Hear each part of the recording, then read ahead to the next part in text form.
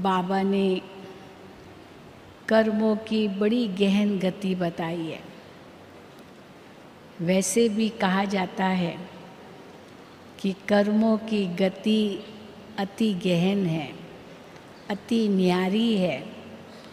साधारण इंसान कर्मों की गति को समझ नहीं सकता है। इसीलिए उसके मन में सदा ये प्रश्न चलते हैं, चाहे किसी के भी वो कर्म देखता है, व्यवहार देखता है, बोल सुनता है, तो मन में प्रश्न उठते हैं, ऐसा क्यों, ये क्यों ऐसे कर रहा है।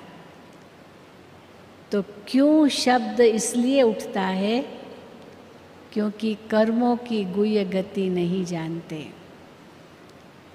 लेकिन बाबा ने हम बच्चों से ये क्यों, क्या, कौन, कब, कहाँ, कैसे, जिसको बाबा दादी गुलजार काका की भाषा कहती है, कौवे की भाषा होती है काका काका करना, ये सब प्रश्न हमारे समाप्त कर दिए। क्योंकि कोई भी बात अगर होती है इसमें अवश्य कोई राज है जो हम उस समय नहीं समझ सकते हैं। इसलिए मन में प्रश्न उठते हैं, ये ऐसा क्यों है, ये क्या कर रहा है, ये क्यों कर रहा है, आदि आदि। तो क्या है कर्मों की गुह्य गति?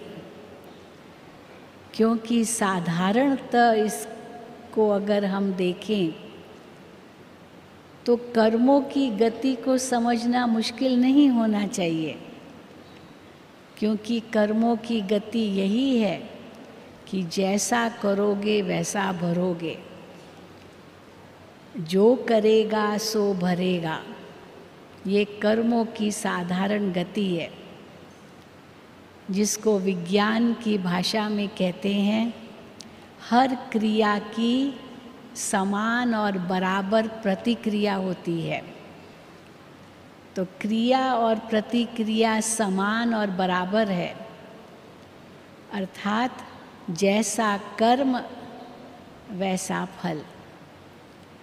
आप आम का बीज बोते हैं तो आम का ही पेड़ मिलेगा, आम का ही फल मिलेगा। तो बीज ये कर्म है और फल उसका परिणाम है। तो इसीलिए कर्म की साधारण गति को समझना मुश्किल नहीं है। जैसा कर्म वैसा फल।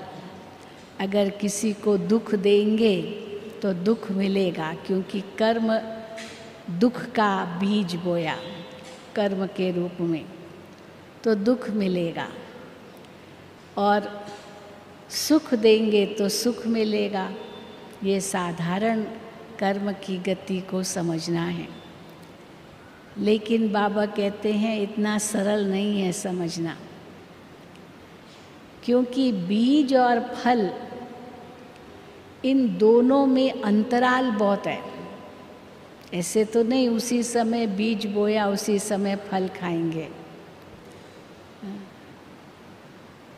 बीज और फल की जहाँ बात आती है तो बीज तो कोई और बोता है, फल कोई और खाता है। पहले ज़माने में कहते थे आम के बीज के लिए कि दादा बोए और पोता खाए।